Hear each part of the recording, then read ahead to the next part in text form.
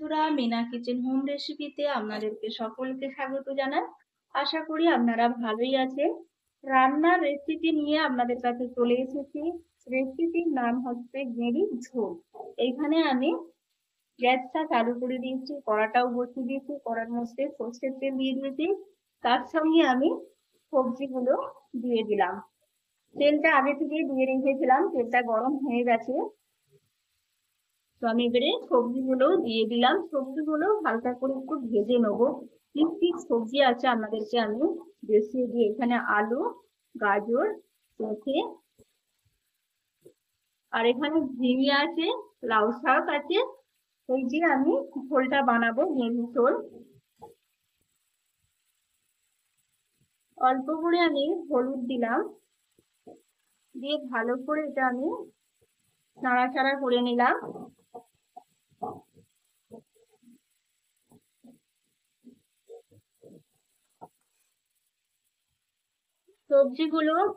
সবজিগুলো ভাজা হয়ে গেছে। আমি এবারে প্রেসারের মধ্যে দিয়ে দিলাম।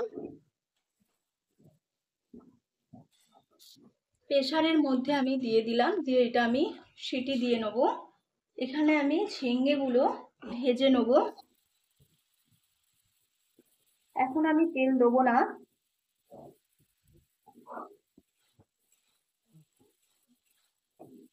শুকনো কড়াই আমি ঝিঙেগুলো নাড়াচাড়া করে নেব। আর এখানে গেঁড়ি নিয়েছি আর মৌরি বাটা দিয়ে আমি গেঁড়ির ঝোলটা বানাবো। আর কোনো মশলা আমি ব্যবহার করব না। গেঁড়িগুলো আমি দিয়ে দিলাম। ঝিঙেটাও আমি হালকা করে ভেজে নেবো। তো বেশি সবজি আমি ভাজবো না, হালকা করেই ভাজবো। এখানে লাউ শাকটা আমি ধুয়ে ভালো করে রেখে দিয়েছিলাম, লাউ শাকটাও আমি দিয়ে দিলাম। দিয়ে ভালো করে ঝিঙের সঙ্গে মিক্স করে নিলাম। এই গরমের মধ্যে হালকা পাতলা ঝোলটাই ভালো লাগে খেতে, প্রচন্ড গরমও পড়েছে। এখানে লাউ শাক আর ঝিঙেটা নাড়াচাড়া করা হয়ে গেছে, বেশি আমি ভাজবো না। তো গ্যাসটা আমি এবারে অফ করে দিয়েছি। আর এখানে ততক্ষণ প্রেসারের সিটি হচ্ছে, ততক্ষণ আমি মৌরিটা বেটে নেবো, শিলে বেটে নেবো। প্রেসারের মধ্যে দেবো আমি এবারে ঝিঙে আর লাউ শাকটা ঝিঙেটা আমি দিয়ে দিলাম। আর গেঁড়ি, পেঁপে, আলু, গাজর ওগুলো সেদ্ধ হয়ে গেছে, এর মধ্যে আমি দিয়ে দিলাম।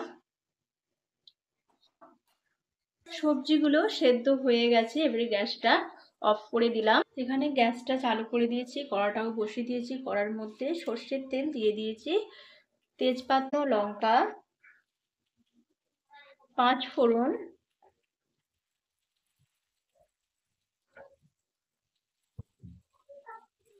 পাঁচফোড়নটা দেওয়ার পর ভালো করে পাঁচফোড়নটাকে ভেজে নেব। পাঁচফোড়নের গন্ধটা কিন্তু দারুণ লাগে। এখানে ফোড়নটা হয়ে গেছে ভাজা। মৌরিটা বেটে নিয়ে চলে এসেছিলাম আমি আগে থেকে, মৌরিটা আমি দিয়ে দিলাম। সামান্য হলুদ দিলাম।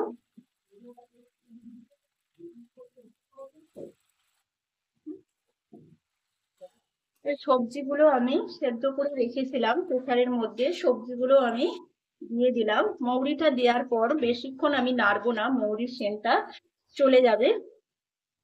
তো তার জন্য মৌরিটা আমি বেশিক্ষণ দেওয়ার পর কষলাম না। ঝোলটা আমি কিছুক্ষণ ফুটতে দেবো।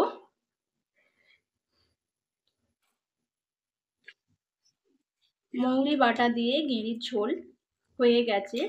আর বেশিক্ষণ টকবক করে ফোটালে গেঁড়ির ঝোলটাও কমে যাবে, কিন্তু গেঁড়ির ঝোলটাই উপকার, খেতে ভালো। এই গরমের মধ্যে গেঁড়ির ঝোল খাওয়া সবার পক্ষেই ভালো। এখানে আমি গ্যাসটা অফ করে দিলাম। একটা জায়গার মধ্যে আমি এবারে ঢেলে নেব। ঢেলে নিয়ে আপনাদেরকে আমি দেখাবো। বাটা দিয়ে গেঁড়ির ঝোল একটা জায়গার মধ্যে ঢেলে দিয়েছি। আপনারা অবশ্যই ভিডিওটা দেখবেন ফার্স্ট থেকে শেষ পর্যন্ত। ভালো লাগলে মিনা কিচেন হোম রেসিপিতে লাইক কমেন্ট করে জানাবেন। আজ এই পর্যন্তই। ভালো থাকবেন, সুস্থ থাকবেন, সাবধানে থাকবেন। নমস্কার।